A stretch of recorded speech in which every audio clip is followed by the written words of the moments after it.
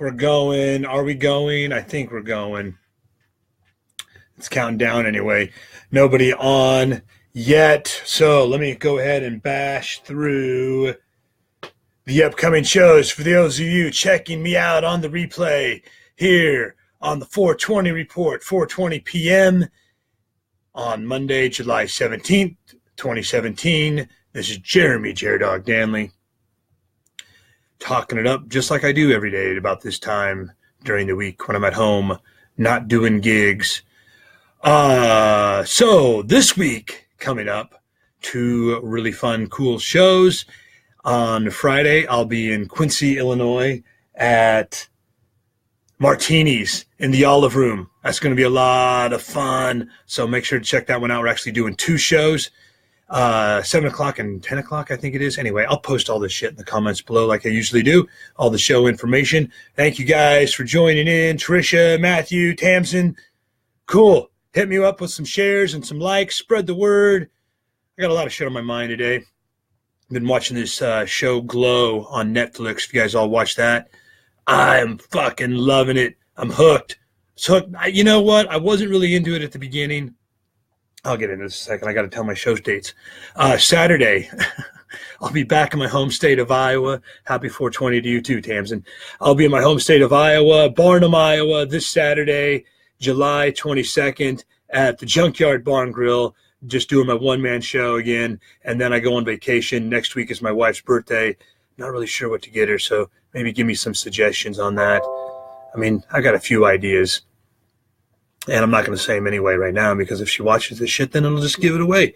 But I'm going on vacation, staycation again. That's why I fucking love the summertime, man. Go around, travel the country. The fucking weather's beautiful. I got a lot of birthdays and celebrations and festivals that happen in the summertime. Gives me a lot of excuses to take weekends off and just chill out. Last week was fucking great, man. Thursday, I was at the J Street Pub right there wearing the hat, the logo, the JSP. All my new friends and peeps up in Bruce, South Dakota. I've been doing shows up there. This is probably like my third or fourth appearance. I've done several shows up there, just randomly driving through. One day a couple years ago, and they hit me up. They said, hey, we noticed you're going up there. Where was I going?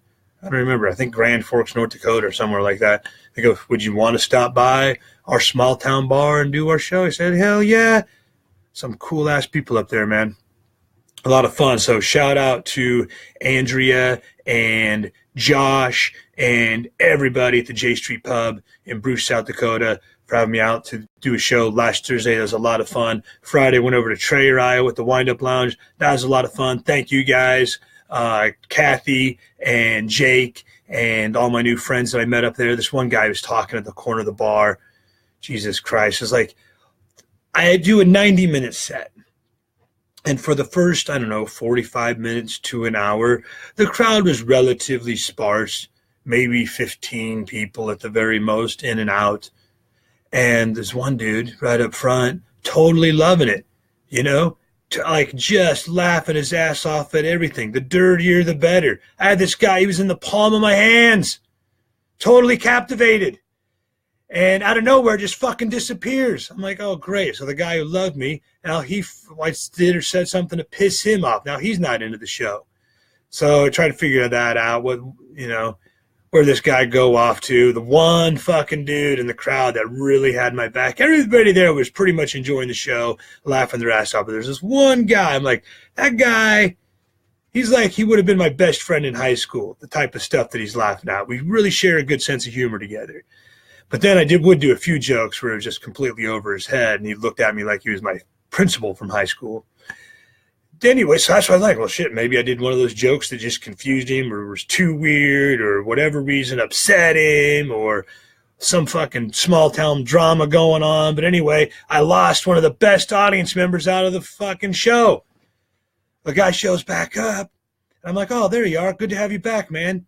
And then he proceeds to stand at the corner of the bar and just fucking talk to some of the people that came in later. I'm like, dude, there's a goddamn show going on here. You were my best fan. Now you're my biggest detractor. He's like, oh, I'm sorry, am I being loud? I'm like, a little bit.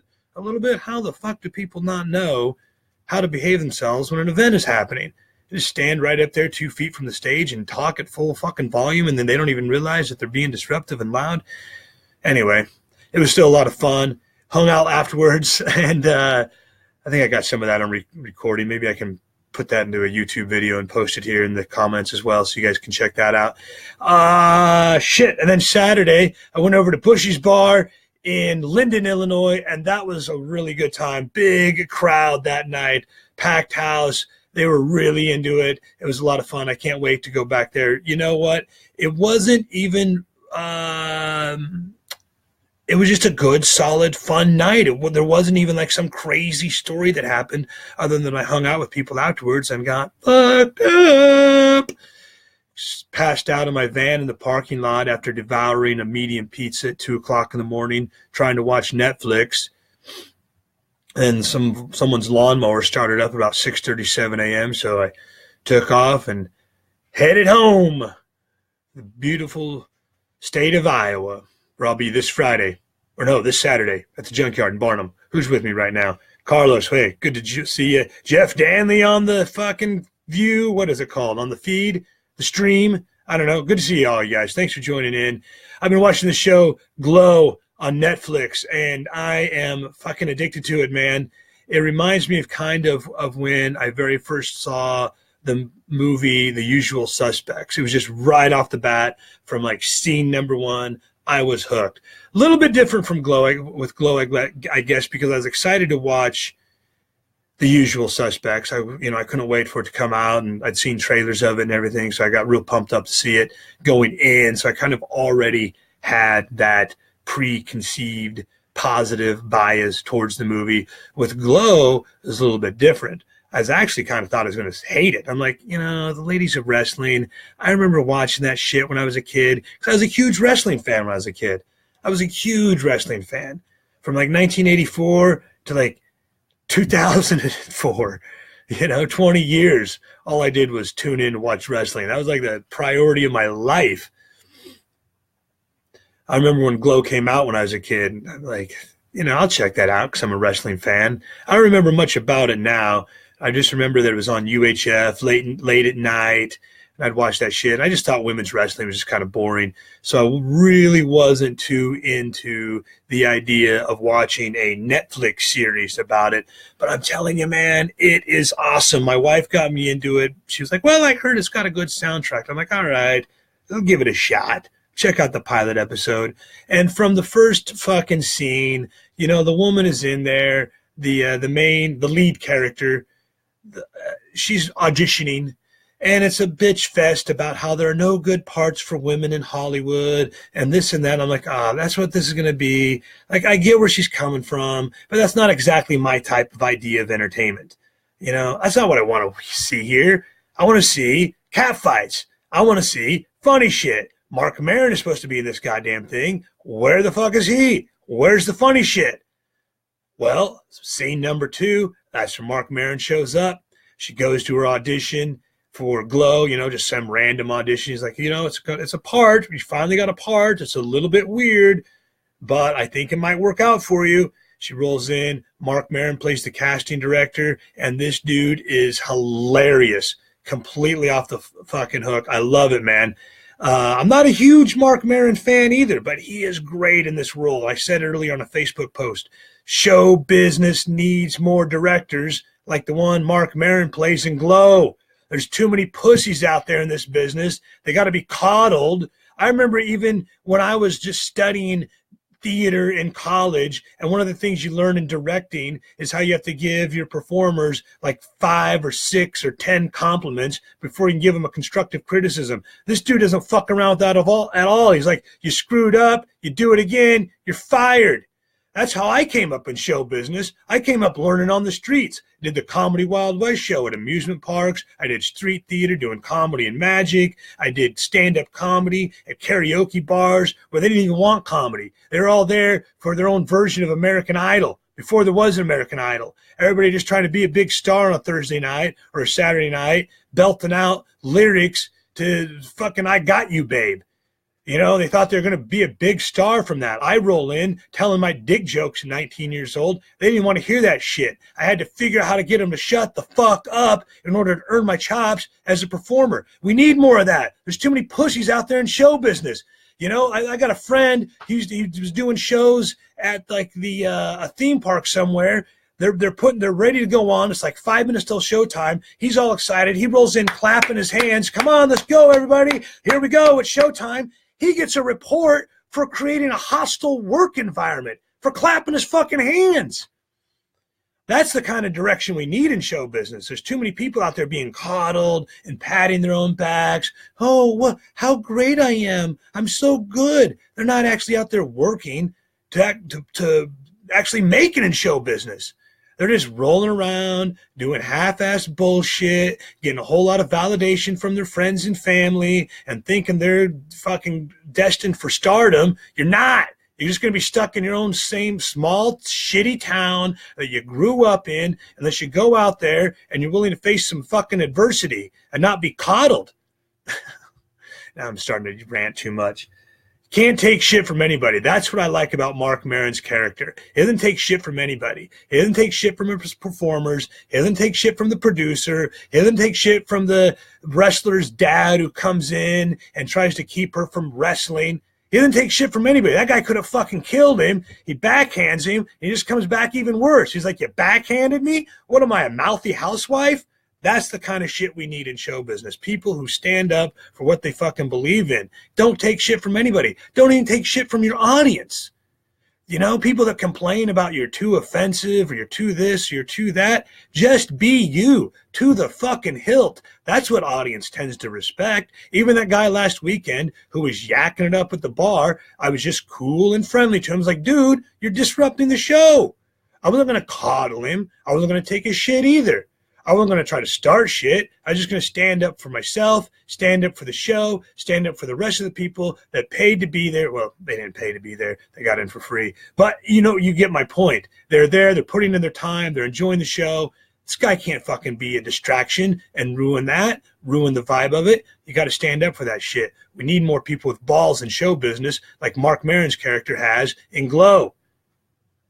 Second point. What was the other thing? Sometimes you got to work with people you don't like. That's another cool thing I like about the show. Whole bunch of women in there, a lot of different personality types. They've got this going on. They got all kinds of drama going on in their lives. A couple of them don't even fucking like each other. They turn out to be the best show business partners. Sometimes you got to work with people you don't like. The way I do when I do the Dirty Jokes Magic Trick show with Nathan Tricky Allen.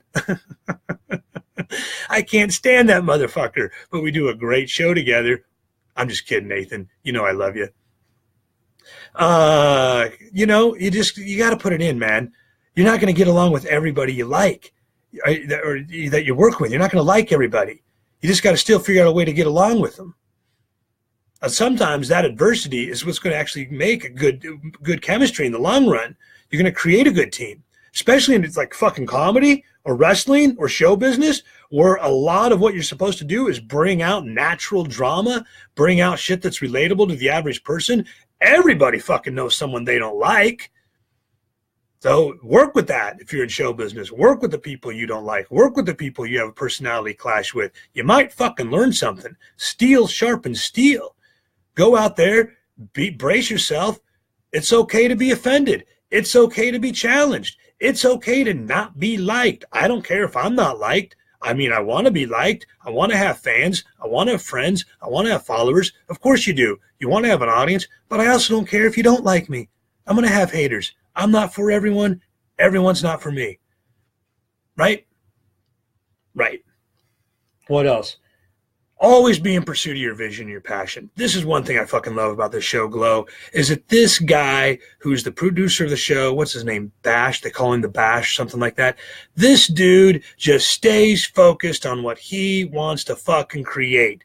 He works with the director, Marc Maron, and they're both putting together the vision that they have in order to create the gorgeous ladies of wrestling, to make it as entertaining, as quality of product as possible. At the same time, they've got limited funds. They've got limited talent. They've got limited resources, but they're staying true to their fucking vision. They're not giving up just because the video camera gets stolen. They're not giving up just because someone's dad rolls in and wants them to quit the fucking show. They stay with the vision.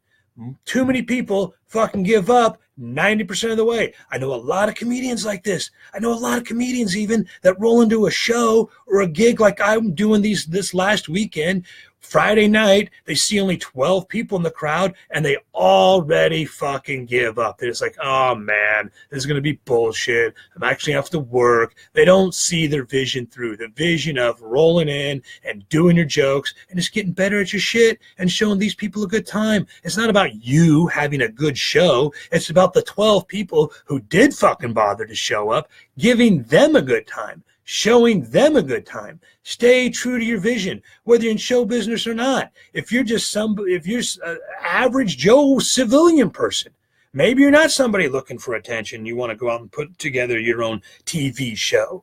You still have a vision of your life. Stay true to that. Too many fucking people go off of what they think others want them to do or what they think others think they should do.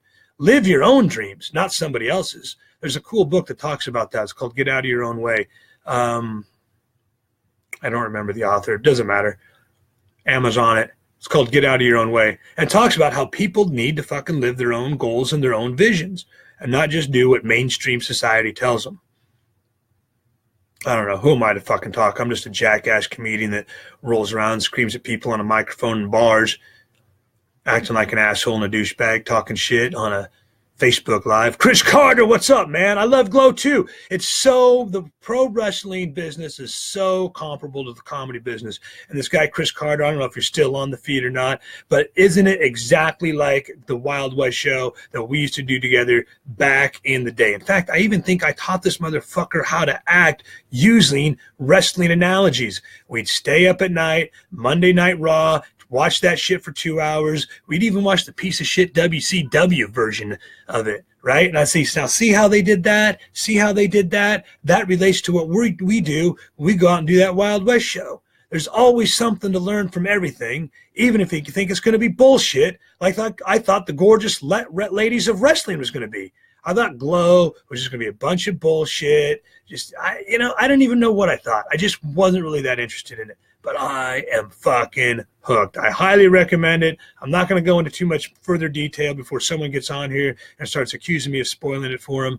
But I'm almost to the end of the series. That's all I've got for you today. Do we have any other questions? Hey, Carrie Chandler, what's up? True story. Yeah, see, Chris, you know what I'm talking about, man. So many parallels with wrestling and comedy. They even call the main act the headliner. You got to come up with your own fucking gimmicks. A lot of times we did the Wild West show. We just had to have our own jokes to go with it because sometimes the script would be a little bit fleshed out, but not entirely. Or you'd be working with somebody new, or you'd be working with somebody who had more of an old school vision of how things should be, and you had to figure out how to make that shit work together. Talk about working with fucking people you don't like. There were tons of dudes that rolled into that Wild West show that I used to do. Did that shit for 10 years. There were tons of dudes that would roll into that show that I fucking hated him.